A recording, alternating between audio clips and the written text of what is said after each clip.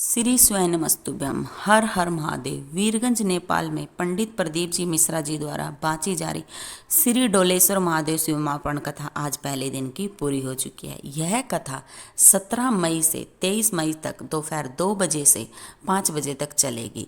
अगर किसी भी कारण से आप आज की कथा नहीं सुन पाए हो तो संपूर्ण कथा का रास्ता तो आपको इस छोटी सी वीडियो से प्राप्त होगा।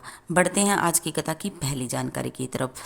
आज की कथा में नेपाल की जो डोलेश्वर महादेव की कथा चल रही है उसमें बहुत से कई जगह से महाराज कथावाचक आए। यहाँ तक कि देश विदेश लंदन यूके से भी महाराज आए। कौन कौन आए कथा में? आज की कथा में जो महामणि श्री निरंजन स्वामी जी जो नेपाल में ही हैं उन्होंने तो कथा का आयोजन किया और राजराजेश्वर महाराज जी यूके लंदन से आए। उन्होंने पंडित प्रदीप जी मिश्रा को यूके चिन्ह प्रदान करके सम्मानित भी किया। और महंत श्री राम बालदास जी छत्तीसगढ़ से आए और पंडित गौरी गोरा जी अयोध्या से आई। अयोध्या से जो राम कथा वाचक है। बढ़ते हैं आज की कथा की दूसरी जानकारी। गुरुजी ने बताया कि काशी में मरने वाले को मंत्र महादेव जी देते हैं, लेकिन नेपाल एक ऐसा देश है जहां पर जन्म लेने वाले बच्चे को महादेव स्वयं आकर गुरु मंत्र देते हैं। लोग पहले तो नेपाल को पशुपतिनाथ नेपाल आते थे तो पशुपतिनाथ के दर्शन के लिए आते थे, लेकिन अब कथाओं के माध्यम से व्यासपीठ के माध्यम से लोगों ने डोलेश्वर महादेव को जाना और अब आज के समय में लोग नेपाल में डोलेश्वर महादेव का दर्शन करने को आते हैं। आज की कथा की तीसरी जानकारी। गुरुजी ने बताया कि जब कोई व्यक्ति शिव पंडाल में बैठकर शिव महापुराण की कथा को जितने समय के लिए सुनता है उतने ही समय के लिए उसके घर के पितरों के कंधों पर स्वयं नारायण जी हाथ रखकर कथा को सुनते हैं, कथा का स्मरण करते हैं। आज की कथा की चौथी जानकारी। शिव महापुराण की कथा यह कहती है केवल मानव ही कथा नहीं सुनता, देवी देवता भी जो 33 कोटि देवी देवता वे भी मृत्यु लोक में आकर शिव महापुराण की कथा को सुनते हैं। आज की कथा की पांचवी जानकारी। गुरुजी ने बताया कि मुक्तेश्वर महादेव की दीवारों पर सैकड़ों वर्षों से लिखा हुआ है कि जो भी जैसे राम कथा है, भागवत कथा है या जो भी अन्य कथाएं हैं, कहा जाता है कि वे 7 पीढ़ी को उतारती हैं, लेकिन शिव महापुराण की कथा एक ऐसी कथा है जिसे एक व्यक्ति सुनकर अपनी 71 पीढ़ी को उतार सकता है। अगर कोई एक व्यक्ति भी एक कथा सुन लेता है तो उसकी 71 पीढ़ियों तक यदि कोई अधोगति में फंसा हुआ है तो वह उसे भी मुक्ति प्रदान करके तार देता है। आज की कथा की छठी जानकारी। संगीता यादव बिहार से पत्र लेकर आई। गुरुजी, मेरी माँ नेपाल की ही निवासी है जो मालगांव में रहती है। गुरुजी, मेरी माँ बहुत बीमार हो गई थी। हमने बहुत इलाज करवाया पर कोई लाभ नहीं हुआ। हमने कथा सुनकर मेरी माँ को 1 लोटा जल और बेलपत्र चढ़ाने को कहा और बाबा से बेलपत्र को औषधि रूप में लेकर उसका आचमन करने के लिए भी कहा।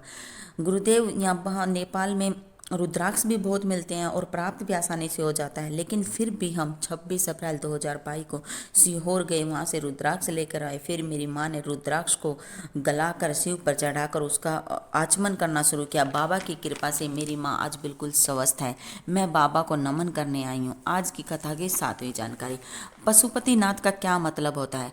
पशुपतिनाथ का मतलब होता है, पशुपतिनाथ एक ऐसे देवता है, एक ऐसे नाथ हैं जो भगवान शिव हैं। वो सिर्फ मानव का ही नहीं, पशु पक्षियों का भी देवता है। वह संत गंधर्वों जलचरों थलचरों सब का देवता है, इसीलिए उसे पशुपतिनाथ कहा जाता है। आज की कथा की 8वीं जानकारी। हमें अपने इस मानव शरीर को गलत चीज़ें खाकर या गलत लोगों की संगत में आकर खराब नहीं करना चाहिए, बर्बाद नहीं करना चाहिए, क्योंकि मानव जो शरीर है वो बड़ी मुश्किलों से प्राप्त होता है। इसलिए हमें इस मानव शरीर में शिव भक्ति जरूर करनी चाहिए। आज की कथा की 9वीं जानकारी। नेपाल देश एक ऐसा देश है जहाँ सभी देशों से ज़्यादा बहुत ही प्राचीन मंदिर है। चाहे कहीं भी चले जाओ नेपाल में भगवान शिव के प्राचीन से प्राचीन मंदिर मिलेंगे। कहीं पर पशुपतिनाथ का मंदिर है, कहीं डोलेश्वर महादेव है। इस तरह बहुत पुराने प्राचीन मंदिर है। सभी देशों में सबसे ज़्यादा जो भगवान शिव के मंदिर है वो नेपाल में है। आज की कथा की 10वीं जानकारी। नेपाल देश ने नेपाल देश ने सब देशों को बताया है कि कन्या पूजन कैसे होता है, कन्या का चरण पूजन क्या होता है, कन्या का सम्मान क्या होता है, कन्या में देवी कैसे देखी जाती है, छोटी कन्या में देवी का भाव कैसे होता है, कर्म कैसे होता है, छोटी सी कन्या में देवी कैसे विराजमान होती है। नेपाल देश ने बताया है कि छोटी सी कन्या में देवी का वास होता है। यह सबसे अमूल्य भेंट प्रदान किया नेपाल देश ने सभी देशों को। आज की कथा की 11वीं जानकारी। कविता गुप्ता गोरखपुर से पत्र लेकर आई। गुरुजी, महादेव की कृपा का क्या वर्णन करें। पशुपतिनाथ की ही कृपा है जो आपको नेपाल देश में खींच लाया है।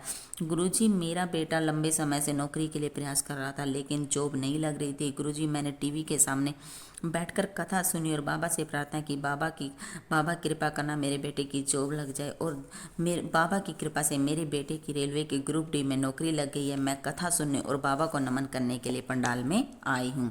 आज की कथा की 12वीं जानकारी। पितरों की बेटी जो सुनैना थी, उसके घर में संतान सुख नहीं था तो वह बहुत दुखी रहती थी। फिर उन सुनैना ने भी भगवान शिव की ही पूजा करके बेटी प्राप्त हुई थी, जो वह बेटी थी जानकी माता को प्राप्त किया था। इसलिए अगर हम भगवान शिव की भक्ति करते तो कभी भी व्यर्थ नहीं जाएगी, भगवान शिव हमारी झोली अवश्य भरेंगे। आज की कथा की 13वीं जानकारी। आज की कथा में गुरुजी ने कहा कि अगर आपसे कोई ये पूछे कि गुरुजी ये जो जानकी चरित्र है वो कहाँ से बाँच रहे हैं, तो गुरुजी ने बताया कि आप उन्हें बता देना कि यह है जो कथा चल रही है डोलेश्वर महादेव की है जानकी चरित्र अमृत, पृष्ठ संख्या 39, 40, 41, 42, 43, 44 और 45 से बाँची जा रही है। आज की कथा की 4थी जानकारी। जनक जी को माता जो जानकी है, सीता जी, उसका वो कहाँ से प्राप्त हुई थी, क्योंकि माता सुनैना शिव की बहुत भक्ति करती थी। तो भगवान शिव की ही कृपा से जनक जी को जो माता जानकी है वो हल चलाते समय जमीन से प्राप्त हुई थी। और जमीन से प्राप्त होने का कारण भी शिव भक्ति ही था, क्योंकि माता जो सुनैना है वो भगवान शिव की बहुत भक्ति करती थी। आज की कथा की 15वीं जानकारी। गुरुजी ने बताया कि जैसे राम जी हैं, जन्म के समय नहीं रोए थे, लेकिन माता कौशल्या ने उन्हें बहुत रुलाने का प्रयास किया था, फिर भी नहीं रोए थे, क्योंकि राम जी जानते थे अगर जन्म के समय रोया तो पूरी जिंदगी रोना पड़ा। लेकिन जब माता सीता का जन्म हुआ, जो माता सीता का जो जन्म है वो जमीन से प्रकट हुई थी, जब जनक जी हल चला रहे थे। तो जब भी जनक जी उसे घर लेकर आए, उन्होंने उसको माता को दिया, तो वो चुप नहीं हो रही थी। सुनैना को दिया तो वह चुप नहीं हो रही। सब वैद्य बुलाए गए, सब यंत्र जतन प्रयास किए गए, लेकिन वह चुप न हुए। फिर उस सभी प्रयास करने के बाद जब सीता जी चुप नहीं हुई तो सुनैना जी शिव की पूजा करने के लिए चली। तो जनक जी ने कहा कि वो तो और भी ज़्यादा, उसके गले में सांप है, डमरू है, त्रिशूल, उसे देखकर तो ये और ज़्यादा रोएगी। लेकिन पर माता सुनैना ने कहा नहीं, अब इसे सिर्फ शिव ही चुप कर देते हैं। शिव ने क्या है, जो अघोरी का रूप धारण करके सीता जी के पास आए और सीता के चरण स्पर्श करके उनके कान में मंत्र दिया। वह मंत्र था जय श्री राम।